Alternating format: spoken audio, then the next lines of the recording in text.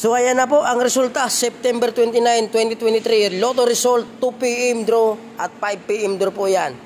2D Lotto at 3D Lotto. So mamaya abangan natin ang jackpot, 9 PM draw. Ayan, taya na po yun, habol na po mga kaibigan, para po tayo manalo. Ayan po ang resulta. Maraming salamat po.